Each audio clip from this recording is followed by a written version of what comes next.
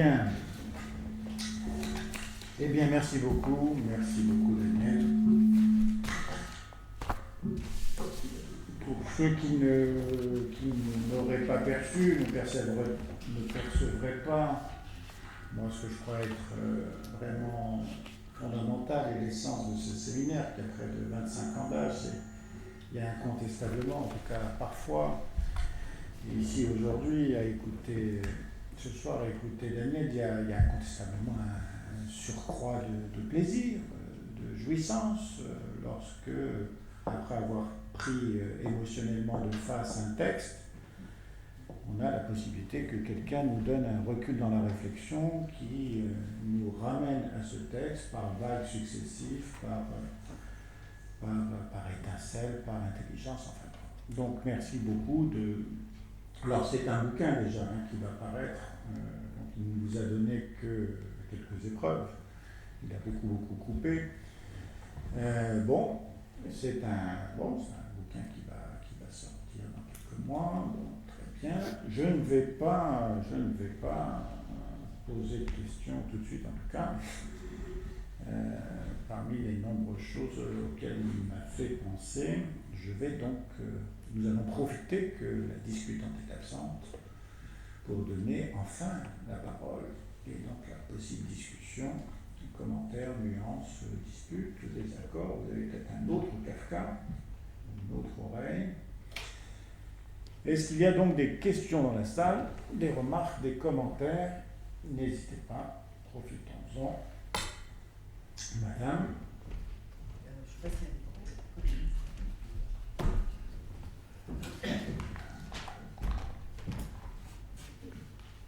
Oui, donc vous êtes intéressé aux enfants, donc à travers le château, son enfance, à travers les deux aides, à travers le petit Hans. Alors le petit Hans, on peut quand même penser que c'est une allusion à Freud. Ça pourrait, je veux dire, ça pourrait. Ça a été publié avant, donc il a pu le lire. En disant en passant aussi que K, c'est lui, et que Freud a aussi écrit Monsieur K et Madame K dans Dora, parler de. Alors, vous êtes intéressé aussi à des figures maternelles, telles que cette femme qui allait son enfant et puis qui a le regard vide, qui est absente. Enfin, je ne sais pas si elle allait, elle est dans le bras. Puis aussi à la mère malade du petit Hans. Alors, il y a d'autres figures maternelles dans le château. Il y a Frida, qui est une femme très maternelle, qui est une épouse, disons, au foyer, une femme au foyer, qui cherche à rendre confortable la maison, qui fait la cuisine. Et puis, elle a toujours des gestes maternels vis-à-vis de toutes les personnes qui l'entourent. Alors, je me demandais, moi, je ne connaissais pas du tout la vie de Kafka, donc je ne savais pas à qui ça pouvait faire référence. Je ne sais pas s'il y a d'autres personnes qui ont pu s'occuper de lui quand il était enfant, autre que sa mère. Les autres figures, c'est Olga et Amalia. Donc, je ne sais pas, effectivement, ce sont des sœurs, ça pourrait être ses sœurs. Ce sont les sœurs de Barnabé. De Barnabé, oui, c'est ça, les sœurs de Barnabé, mais ça pourrait être ses sœurs aussi dans la réalité. Et alors, je pensais, alors le château, effectivement, vide la figure maternelle, mais dans ce château, il y a un conte dont on parle tout le temps et qui terrorise tout le monde avec son administration. Et puis, il y a aussi Clam, qui est aussi une figure paternelle. Je n'ai pas lu jusqu'au bout le château, alors je ne sais pas, enfin, la moitié que j'ai lue, en tout cas, on ne voit jamais, on en entend parler beaucoup, je ne sais pas si on a jusqu'au bout. Et c'est quelqu'un qui terrorise tout le monde. Et donc, vraisemblablement, une allusion à son propre père, à l'emprise, en tout cas, de son propre père. Merci, Daniel. il y avait Frida. Pour poursuivre ça simplement. Attends. Ah, pardon. Non, une réponse. Pardon. Je vous rappelle qu'il est très important d'interroger le conférencier sur ce qu'il a dit et non pas sur ce qu'il n'a pas dit. Car tout ce qu'il n'a pas dit est juste à côté de lui. Oui, ça, c'est... Donc soyons courtois avec le conférencier. Mais réponds, il y avait Frida, bien sûr. Oui, et avec Frida, il fait un couple, il forme couple. Car ça se passe bien. Ils commencent à discuter, psychologie ordinaire de la vie de couple, comment on résout les problèmes, comment on s'entend, tout ça. Kafka, il ne peut pas aller là. C'est pas pour lui, ça. Ça tourne court. Il ne peut pas s'engager dans une relation adulte. Dans quelque chose d'extrêmement ramassé. Il n'y a pas eu d'adolescence chez Kafka. Il est brutalement. L'adolescence n'a pas rebattu les cartes chez lui. Il est resté en proie à des angoisses massives, apparues dès son enfance, plus ou moins compensées pendant longtemps, mais qui revenaient. J'ai commencé par citer Spindelmühl. C'est sans arrêt confronté à ces angoisses. Il n'y a pas de primat de la génitalité chez lui. Il y a de la génitalité, mais ça n'organise pas les choses. Et au contraire, la rencontre érotique avec une femme l'affole littéralement. Il est renvoyé à ses failles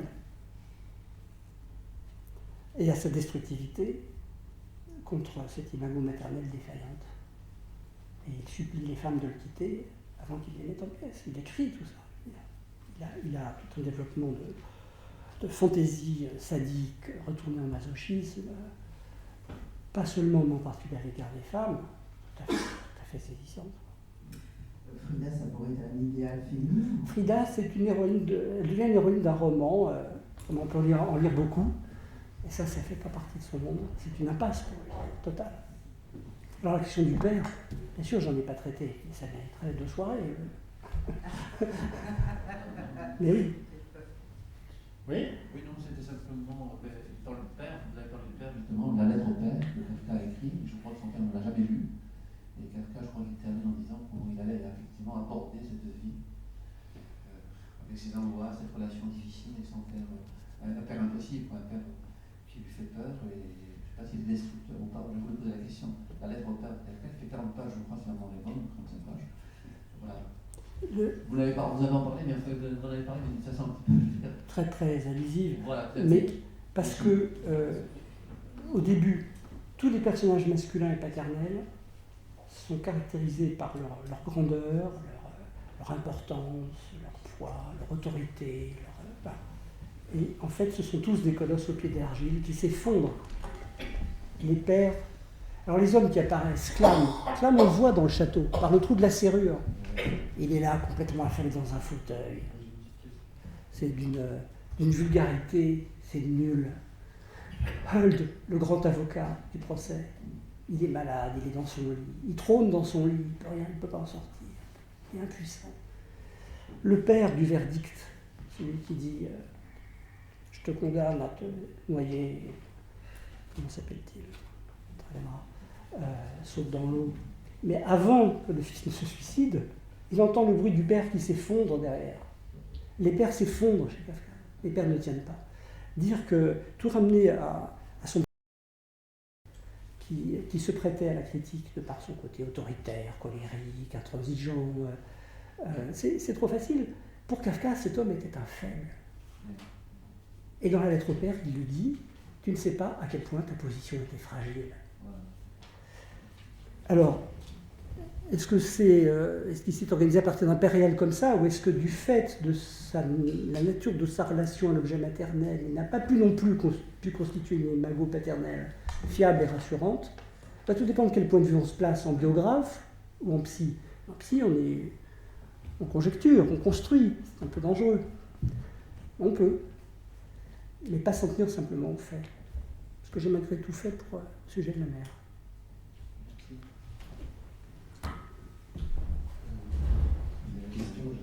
Tiendra dans la règle. Les règles ne sont pas faites pour être respectées. C'est déjà fait, ça. C'est à propos, vous proposez qu'il n'écrit pas pour un lecteur avec traductrice. Oui. Alors, il y a bien quelqu'un là qui est supposé être derrière. Voilà, c'est ça la question. Comment vous articulez les deux?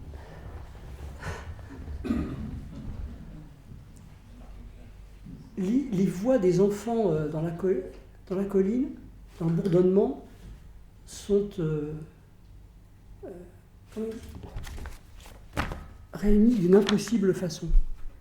Alors je fais pareil avec les deux propositions.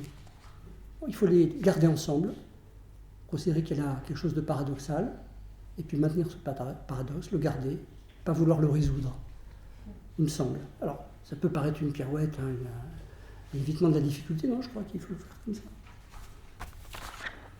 Oui. Oui. Bon, c'est oui, Pascal Quignard qui disait qu'on écrit pour tout un tas de raisons, et en particulier pour un lecteur imaginaire, un lecteur incertain et aussi un lecteur inattendu. Je pense que sa traductrice est une lectrice inattendue qui n'attendait pas. Oui, Dieu n'attendait merci. pas. Dieu merci. Il n'a pas tout prévu, pas tout maîtrisé dans son masochisme, et que peut-être elle l'a surpris. Mais c'est vrai que pour le reste, il n'écrivait pas pour être lu, et que tout de même la question de faire brûler l'ensemble de ces manuscrits par Marx à la fin est une question importante, et que peut-être que, enfin bon, il était difficile pour lui d'exposer ses écrits qui sont terriblement autobiographiques et dans lesquels ses parents se sont totalement reconnus et ils l'ont fait savoir, et qu'ils sont autobiographiques. Il n'y a peut-être pas de sexualité génitale, mais il y a la sexualité évidemment infantile qui est là présente. Aussi, je ne crois pas qu'il cherchait autant de lecteurs que ça pour cette raison-là, c'est-à-dire une certaine transparence, préconscience, c'est peut-être ça qui le faisait beaucoup rire, d'un drôle de rire de mitraille. Mais je crois qu'il s'est fait surprendre en effet par cette lectrice inattendue, qui est un superbe miroir. Et bon, les échanges qu'ils ont témoignent peut-être de cette dimension-là. Elle s'est proposée, elle a vu ces textes et elle lui a demandé la permission de le traduire elle a été en tchèque. Oui. Alors il y a des choses assez troublantes avec Milena, parce qu'elle a avec lui quelque chose en commun qu'ils ignoraient qu'ils avaient en commun. D'abord, le père de Milena, par bien des côtés, ressemblait au père de Kafka. Un homme difficile, exigeant, autoritaire, intransigeant avec sa fille, qui a quand même lui a mené la vie dure. La mère était malade assez tôt, la mère de Milena, et quand Milena avait 4 ans, elle a été enceinte, bien que déjà malade, et elle a mis au monde un petit garçon qu'elle ne pouvait pas allaiter. Le père a dit, si elle ne peut pas s'en occuper, autant ne pas en avoir. Et ce petit garçon était confié, non pas à une nourrice, mais à une dame qui a aussi le nourrir, et en quelques semaines, il est mort. On l'a laissé mourir. Et à ce moment-là, on a fait un tombeau, etc. Mais il a pris une vraie place, comme enfant mort. Et alors, chose étrange, à un moment donné, Kafka raconte à Milena, dans ses lettres, qu'il est allé, il cherchait une tombe dans le cimetière de Prague. Il cherche une journée entière. Il cherche, il trouve pas. Pas une femme pour le renseigner. Et il ressort déçu. Il retourne le lendemain et il trouve la tombe. Et alors là, il est ravi, un moment de paix. Il dit, tiens, il y a des fleurs là à côté de cette tombe. Je comprends pas ce truc-là. Mais il met un petit caillou sur la tombe. C'est-à-dire qu'il respecte un rite juif. Quand on passe devant sur une tombe, on met un petit caillou. Signe de passage. Et il repart apaisé, en disant, c'est tellement bien. J'aurais voulu que tout Prague soit un grand cimetière. Et il ajoute, Jeníček, c'est ton petit frère? C'était la tombe du petit frère de Milena, qui avait une mère malade, qui a dû s'occuper très jeune. Voilà, c'est des échos, hein. C'est troublant quand même. C'est raconté par Yana Tcherna, c'est la fille de Milena qui a écrit un très beau livre sur sa mère. Une des dernières choses, enfin une des choses qu'on sait de leur fameuse rencontre, de la dernière rencontre, où ils sont restés 4 heures ensemble, c'est lui qui le dit dans le journal.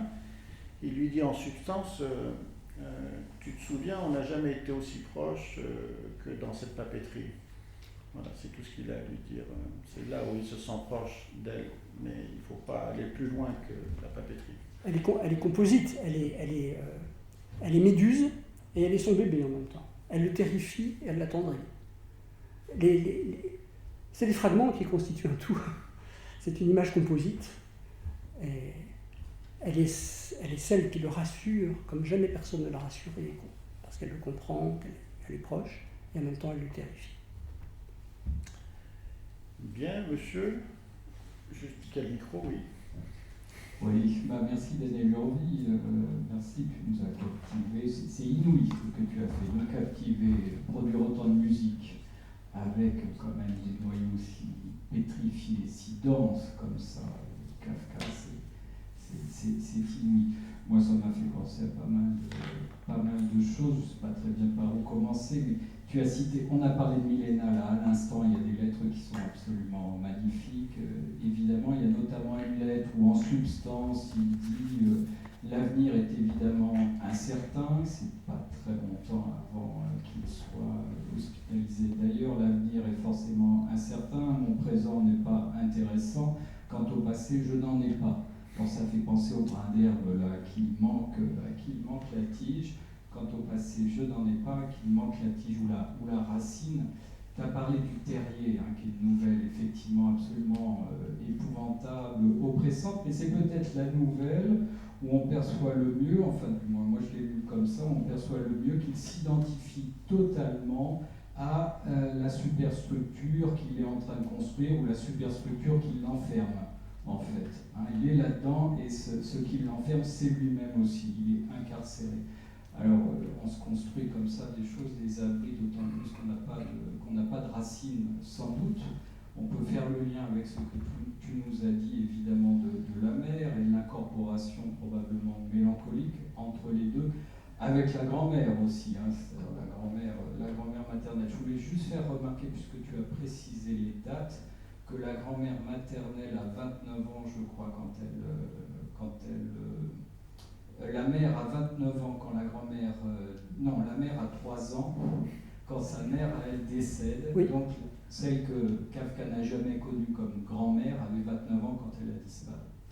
Il y a un pivot dans l'œuvre de Kafka, c'est probablement, moi je trouve l'année 1912, quand il commence le début du roman America. Alors c'est un premier chapitre qui s'appelle Le Disparu, et puis la même année quand même, quelle urgence à écrire, il écrit Le Verdict et la métamorphose. Et 1912, c'est l'année où il est entre ses 28 et 29 ans, c'est-à-dire qu'il atteint l'âge que la mère de sa mère avait lorsqu'elle est morte. Tout ceci me fait penser que celui qui est incarcéré, évidemment il y a les deux frères qui sont là quelque part, flottant dans les limbes, dans des purgatoires, mais Franz est incarcéré lui aussi dans la psyché maternelle, et il y a quelque chose qui le pousse singulièrement, sans doute, quand il atteint sa 28e année. Alors, il écrit là quand même 3 œuvres absolument majeures.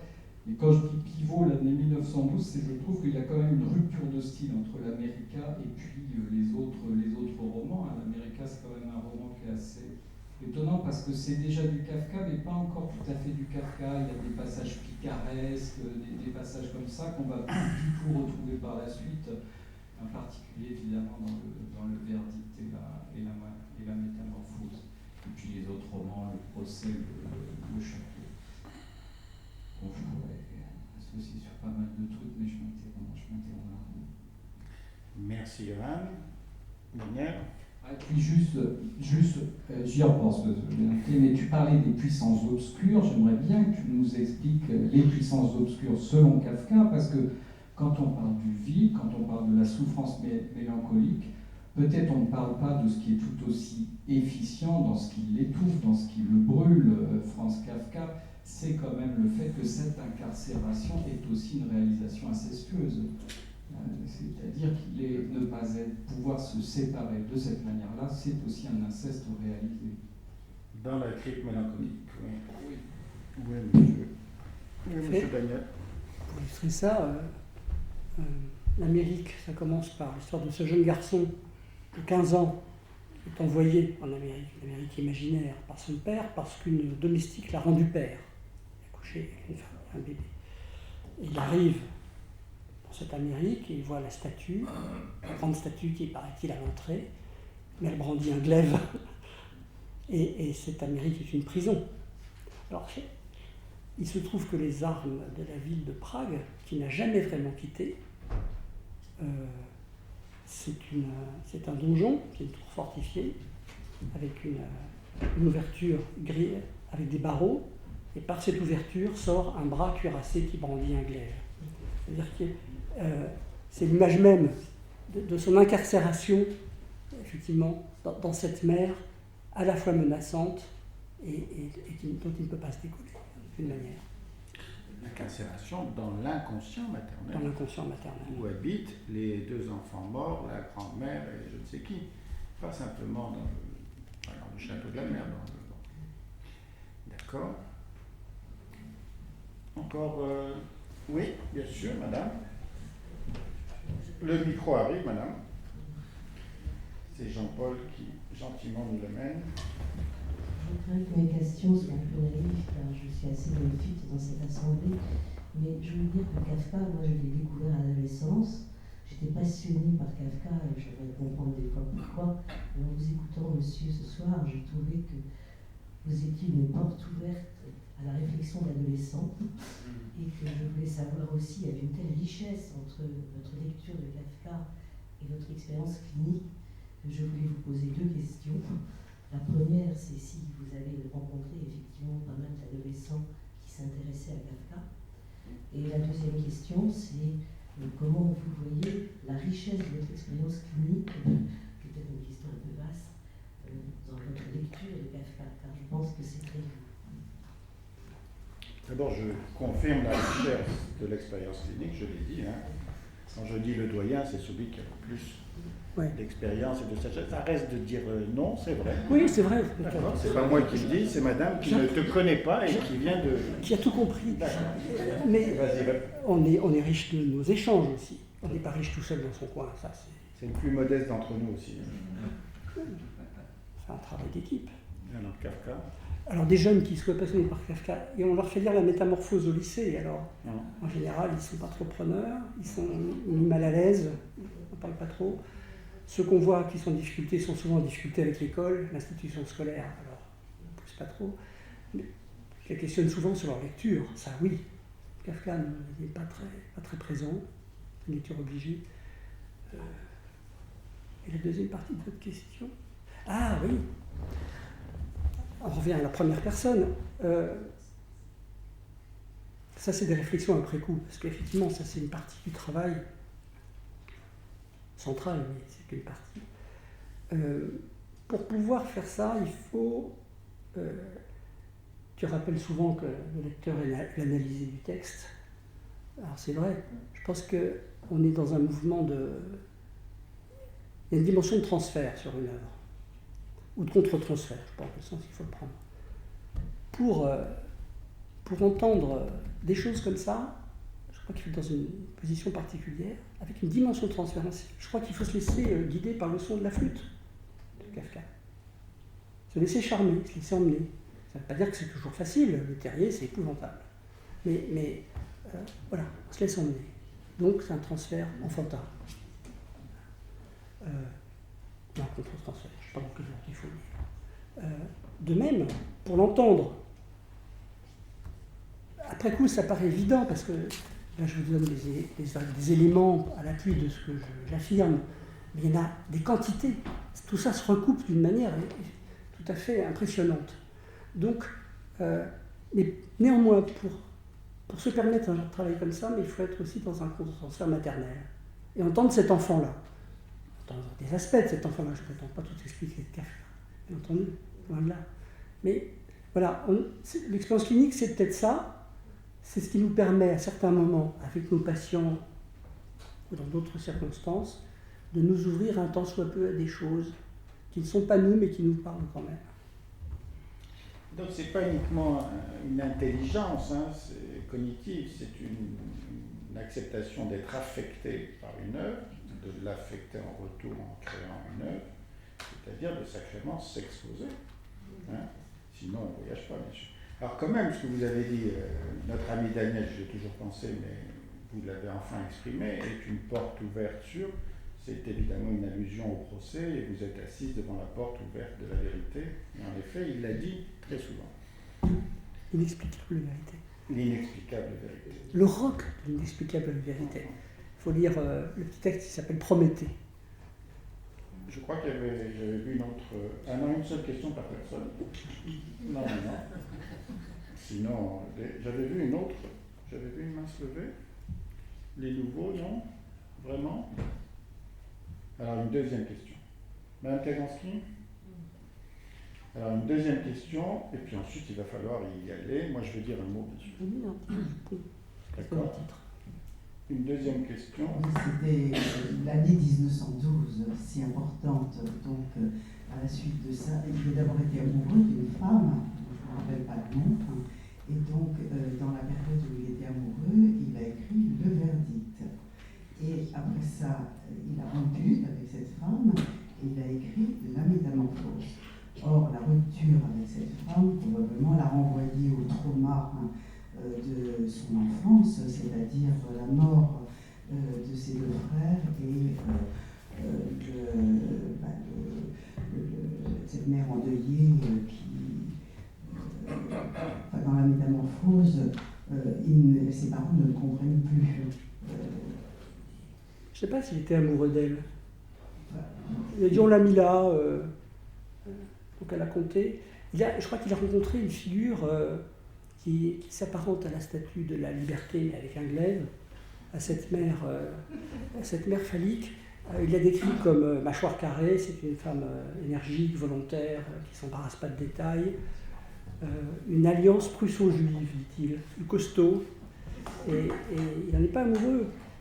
Il joue la comédie de l'amour, je crois. Il la bombarde de lettres, des centaines de lettres. Ce qui est quand même un moyen de la tenir très à distance. Et sa rupture avec elle, elle a été longue en plusieurs temps. Et ça a été un déchaînement quand même de violence retournées contre lui. Il a organisé son procès pour démontrer à la fiancée, au père de la fiancée et aux amis, à quel point il ne fallait pas qu'elle se marie avec lui. S'il allait, elle allait subir un sort épouvantable. Donc il a rencontré plus une figure particulière.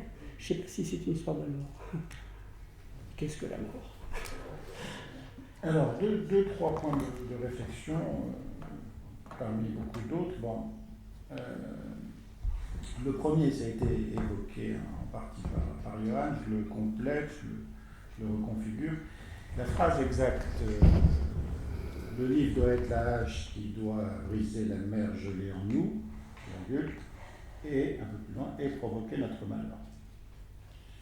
C'est le seul auteur qui pose cette chose-là, c'est que le livre, enfin l'écriture, la création artistique n'est d'aucun recours, d'aucun secours, elle n'amène pas de consolation, enfin, et en plus qu'elle provoque notre malheur. Et il faut, et pour que ce soit une œuvre, enfin en substance, pour que ce soit une œuvre, il faut que ça provoque en nous, que ça réveille notre malheur. De briser la mer gelée, évidemment, ça provoque notre malheur. Donc je reviens à ce que disait Johan tout à l'heure. Il n'aurait pas, parce que ça se discute, il ne faut pas croire tout ce que raconte Kafka, il semble même qu'il y ait eu un enfant, et un avortement, c'est un point historique à vérifier. Bon. Mais il n'aurait pas d'activité génitale, enfin bon, il a une autre sexualité plus infantile, il a une activité auto-érotique majeure, compulsive, qui lui bouffe toute son existence, qui le tue. Il ne sort pas s'aérer, il n'a pas d'activité hygiénique, il reste enfermé dans cette compulsion auto-érotique parce qu'il en jouit littéralement, masochiquement certes, mais il a une vraie jouissance auto-érotique. Il ne cherche pas l'antalgique, il ne cherche pas la consolation, il y trouve une jouissance dans la crypte mélancolique. Donc en effet, dans la crypte mélancolique, on s'y noie, on s'y embrume, mais dans le huis clos mélancolique avec l'objet, il y a une jouissance incestueuse à ne pas perdre de vue. Ça c'est... Alors, associativement à ça, ça a été dit, tu nous as émerveillés, emballés, moi tu m'as déprimé. Par moments, il a été, et encore il s'est retenu, bon, et en particulier sur cette idée de vérité inexplicable. Ce mot effarant, Alors, nous, ça nous intéresse. Alors, ce que je viens de dire tout à l'heure sur la jouissance incestueuse dans la crypte mélancolique, c'est pas simplement la mort, l'absorption par le vide, c'est aussi une jouissance qui permet de se maintenir en vie, c'est parce que ça nous est très utile en clinique. Sinon, autre chose qui nous est utile en clinique, lorsqu'on est dans ces topos mélancoliques, dans ces familles mélancoliques sur plusieurs générations, avec des poupées russes incarcérées les unes dans les autres, ces châteaux vides, bon, il y a une dimension. Lorsque vous faites de la psychanalyse, c'est-à-dire lorsque, comme Kafka, vous cherchez à travailler une vérité et pas à favoriser une ignorance par d'autres approches thérapeutiques. Même si vous aidez, enfin Kafka, il faudrait l'aider à refouler un peu, quoi, à ne pas rester fixé totalement, définitivement là-dessus. Il faudrait qu'il aille prendre l'air un petit peu, bon, qu'il ne reste pas dans sa chambre à faire je ne sais quoi avec cette littérature. Bon. Les livres, c'est très, très, très toxique. Bon. Bref, quand il arrive il essaye de se soigner et il arrive à cette idée que la vérité est inexplicable, quoi. Bref, il n'y a pas de vraie solution. Or, à un certain moment, il donne une solution qui est une espèce de pirouette maniaque. Il y a cette dimension-là qui fait sourire et il dit quelque chose en substance qui est à la fin, vous n'avez pas besoin forcément de croire que c'est vrai, vous n'avez qu'à penser que c'est logique. Hein? Lorsque vous ne retrouvez pas la vérité historique de ce qu'il y a eu lieu, de ce qui n'a pas eu lieu, lorsque vous n'arrivez pas à vous consoler, à vous déprendre d'un certain nombre de fantasmes, etc., lorsque vous n'arrivez pas à vous dégager de quoi que ce soit, vous avez la solution de penser que il ne faut pas forcément croire qu'avec vos pauvres moyens tout ça est vrai, vous n'avez qu'à aller vers une réflexion tout à fait mécanique, c'est-à-dire que c'est logique. Bon. Ça c'est le deuxième point. Le troisième point, un point de détail mais intéressant, moi je crois que bon, les pertes d'enfants, je ne sais pas, mais en cette époque-là, ce n'était pas forcément dramatique, même si ça l'est toujours dramatique. Je crois en tout cas que si on veut cliniquement s'accorder à ce que tu as dit des expériences agoniques primitives qu'on voit dans le terrier, des fantasmes morbides d'hippocampes noirs, d'enfants morts dans le château maternel. Winnicott disait home is what we start from, c'est-à-dire quand on dit la mer, en fait on dit la maison, donc c'est ce château qui est plein de ces hippocampes noirs, de ces fantômes, de ces morts. Bref, d'une certaine manière, il n'y a pas forcément besoin de ces enfants morts, de ces frères morts. Les morts antérieures ont dû sacrément déprimer cette mère et dans les interrelations avec son fils, les interrelations primitives, dans ce qui s'est joué avec lui, mais lui, enfant, nourrisson, enfant, pas simplement enfant, il y a quelque chose qui s'est noué d'un topos mélancolique et d'une idée du monde, d'une objectivité du monde mélancolique que lui a transféré sa mère. Je pense que si on veut... C'est une construction. C'est une construction. Mais j'adhère. Bon, parce que les agonies primitives sont vraiment extrêmes, massives. Elles ont dû être générées dans des interrelations où il était nourrissant enfant par enfant tardif. C'est un point de détail de discussion. C'est lui qui le fait devenir mère, qui l'a fait devenir mère. C'est le fils aîné. C'est le fils aîné. Oui. Et alors? Elle a perdu sa mère très jeune. Oui. C'est ça. Oui, c'est ça. C'est ce que je veux dire. Voilà, c'est ce que je veux dire en effet. Il y a du transgénérationnel avant que les deux frères meurent, même si évidemment ça a réactivé tout ça, mais s'il a une mélancolisation du monde, c'est à partir du ventre maternel, du topos mélancolique à l'intérieur même du ventre maternel. C'est pas quand il est sorti, c'est déjà à l'intérieur qui baignait dans les abysses et les... Bon, sur cette chose très gaie, on va peut-être se... Voilà. Il y a une statue avec un glaive au musée Bourdelle qui ressemble à ce que vous décrivez. Oui. Au musée Bourdelle, il y a... Oui. Il y a ce glaive. La statue de la liberté avec un glaive, et puis une vieille Sabrina, sur forme de serpent là. Elle est assez étonnante comme figure maternelle. Un peu flippante. Assez guerrière. Assez guerrière. Ouais. Eh bien, merci à tous. Et donc, Catherine Chabert, pour quelque chose de très gai aussi, Les Disparus de Mendelssohn. Voilà. Bravo.